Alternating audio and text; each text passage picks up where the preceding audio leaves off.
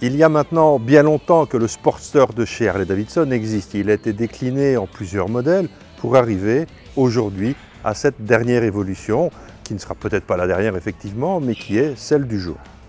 Alors en fait, on émane du 1250 qu'on a découvert il y a quelques mois sur la Panamérica. Souvenez-vous, lors de cet essai, je m'étais dit on va certainement voir ce moteur décliné sous plusieurs formes. Voici la première, c'est le nouveau Sportster. L'ancien a fini carrière en fin d'année 2020 pour cause de non-respect des normes Euro 5. Ici, on les respecte et évidemment, le prix à payer, ce sont ces deux énormes casseroles qui sont sur le flanc de la moto.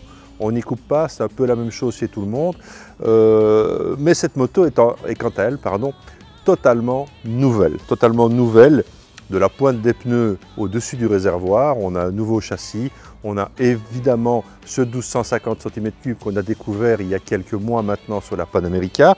On est passé de 152 chevaux à 121 chevaux, on a gagné en couple et en confort d'utilisation. Alors, ce nouveau Sportster, il se destine toujours à la même clientèle. C'est un peu le billet d'entrée de chez Harley-Davidson. C'est un peu par là qu'on peut rentrer dans la famille. On est à 15 995 €. Pour ce prix-là, on est avec un 1200 cm3, avec en fait tout ce qu'on peut attendre d'une moto moderne, en termes de finition évidemment, en termes de puissance, en termes d'aide électronique avec des traction control, différents modes de conduite en passant du rain à la route, au sport et des modes paramétrables. Alors en fait, d'un côté on a une moto qui est un peu avec un avant de bobber avec son très gros pneu, et puis à l'arrière on a ce côté un peu flat track avec cet arrière de selle très court qui vient juste dans l'axe de la roue arrière et qui donne à cette moto un caractère très ramassé.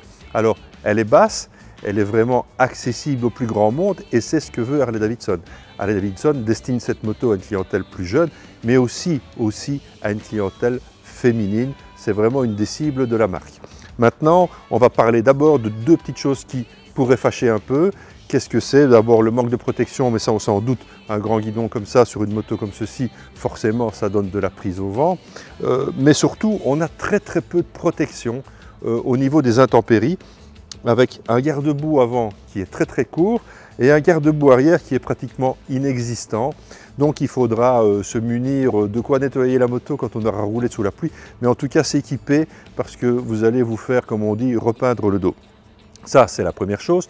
La deuxième chose, c'est du fait du peu de débattement de suspension, celles-ci ont plutôt l'impression d'être sèches. Quand on passe sur des petites bosses, la moto tape un petit peu et de ce fait, on est assez sollicité au niveau des lombaires.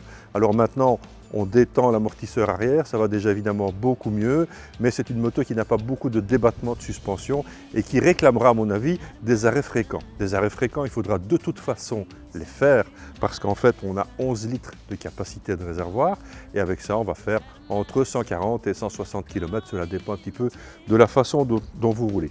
Alors, la façon dont on roule, en tout cas, cette moto offre un caractère moteur. Ce 1250, on l'avait déjà découvert sur la Panamérica, je me répète, mais ici, il est encore plus onctueux. Je n'ai rien à dire sur ce moteur.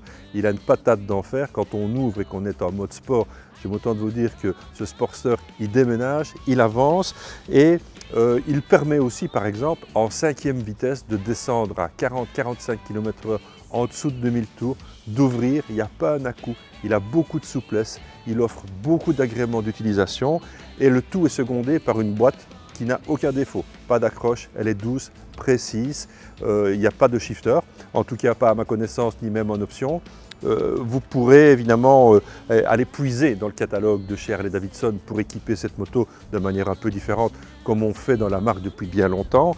Il est un fait que pour les petits gabarits, cette moto est parfaite et elle est en fait équipée de deux versions de pose-pieds. On a la version originale avec les pose-pieds qui sont en avant et on a une mid-size avec des pose-pieds qui sont un peu reculés, qui donnent une position peut-être un peu plus roadster et qui permettent d'avoir les jambes moins vers l'avant et donc en fait de moins subir sur le dos la sécheresse des suspensions. Pour le reste, on a pris vraiment du plaisir au guidon. On est ici en Allemagne. On est en Allemagne où Harley-Davidson a mis les petits plats dans les grands pour nous recevoir. Ils ont brandé tout un hôtel. On est près de Düsseldorf. Il y a ici de la friche industrielle qui a été transformée en lieu de mémoire. C'est l'endroit où je me trouve pour le moment.